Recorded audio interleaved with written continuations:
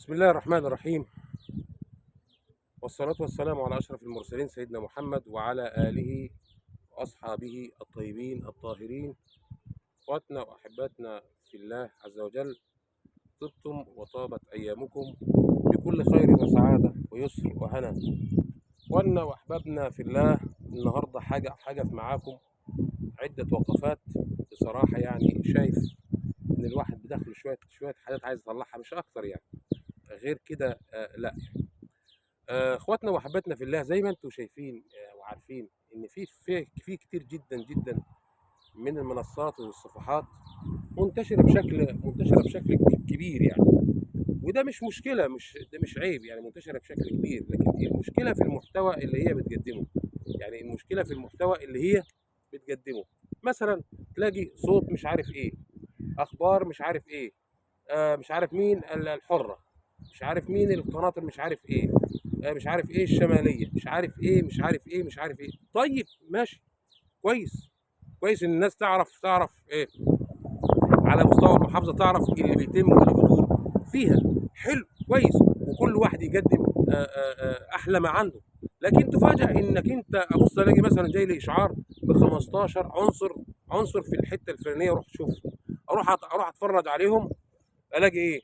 اعلانات عن شامبو، اعلانات عن احذيه، اعلانات عن ثلاجات، اعلانات عن مش عارف ايه، اعلانات. يا عم ماشي ماشي، بس يعني هل احنا عملنا البوابات دي، وعملنا الصفحات دي العامه، زي مثلا بوابه اخبار ابو غالب، تمام. هل احنا عاملين ده كله، او كل الناس عامله كده بهدف ان كل اللي يخش عايز ينشر محتوى، او المحتوى ايه؟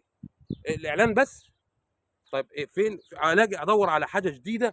مش لاقي خالص، مش لاقي حاجه جديده فعلا يعني، الا حاجه واحده جديده بجد يعني، بدات تنتشر بشكل لا تتخيله. ويعني إيه يعني، اتكلمت انا فيها بشكل جامد مع الراجل ده، حتى كمان ان حذرته اساسا يعني، لان مش هينفع ارد عليه تاني. راجل ما عندوش حاجه يعني، ما عندوش شيء خالص، ولا اي محتوى، ولا لاقيه معلق على منشور في الحته الفلانيه، ولا لاقيه عامل حاجه مفيده، ولا لاقيه ما لاقيش غير في حاجه واحده بس، هي مهاجمه اهل القران بشكل شرس لا تتخيله. يعني بشكل شرس لا تتخيله، يعني بشكل شرس وشكل يعني ايه ده.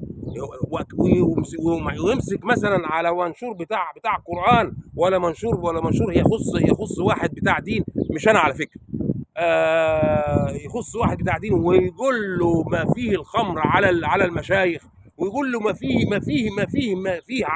يعني حتى بيسقط هيبة المشايخ في اعين الناس. يعني حتى يا عم انا حسابي على ربنا، قلت لك بدل المره 15، حسابي مش حسابك وحسابي مش عليك، حسابي على ربنا، والله يعني ثقتي بربنا طبعا هو اللي خلق، الا يعلم من خلق وهو اللطيف الخبير. والله انا بستغرب ربنا يعني من قدرته وعظمته انه هيحاسب الناس دي كلها بالعدل.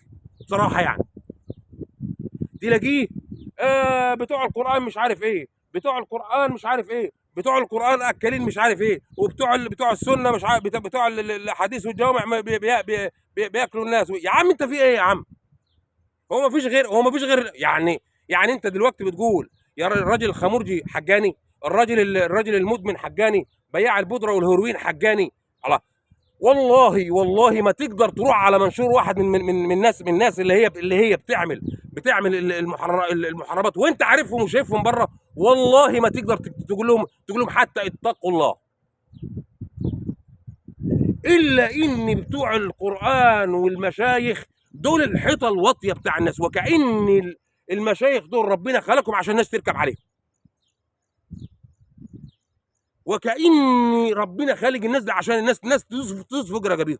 يا جماعه، يا جماعه، ده حتى ربنا سبحانه وتعالى في القرآن ما عممش وقال ثم أورثنا الكتاب الذين اصطفينا من عبادنا، وصنفهم 3 أصناف، وفي الآية اللي بعدها جنات عدن يدخلونها. هيتوب عليه ربنا يا أخي؟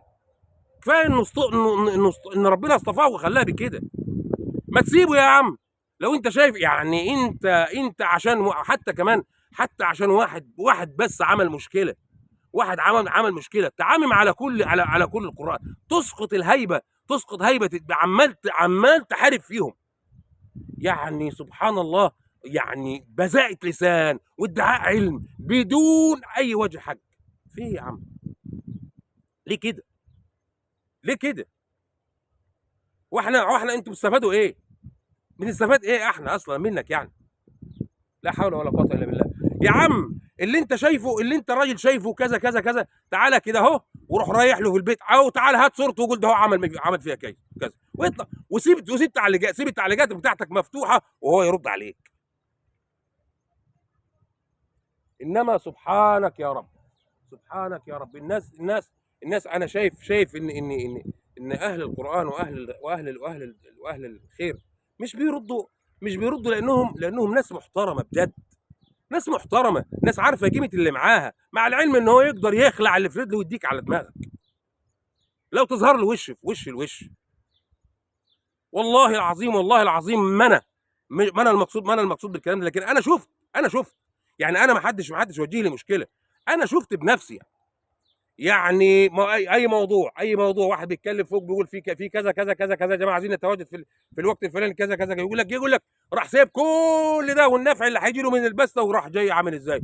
بتوع القران مش عارف ايه، المشايخ مش عارف ايه، بياكلوا مش عارف مين، بيسووا مش عارف مين، بيضربوا مش عارف مين، بينهبوا مش عارف مين، بيظلموا مش عارف مين. يا اخي وكأن الظلم كل الجرائم الموجوده هم اللي بيعملها اهل القران، او اهل الحديث، او اهل الدعوه يعني. مش عارف أنا، والله مش عارف بجد. يعني انا شخصيا بجد بحب ده، بحب ان الانسان، انت عندك مشكله معايا تعالى لي وش،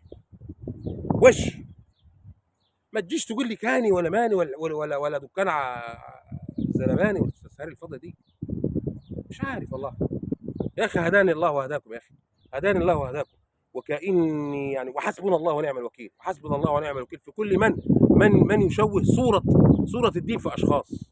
وخلي بالك الأشخاص مش حجة على الدين، خلي بالك الدين اللي حجة على الجميع، الأشخاص مش حجة على الدين. أنا بقول أهو، الأشخاص مش حجة على الدين، الدين اللي حجة على الكل، حجة على الشيخ، وحجة على الحرام، وحجة على الزناوي، وحجة على المرتشي، وحجة على كل مسلم. طب حجة على كل البشر طالما وصلهم. يلا، سلام عليكم.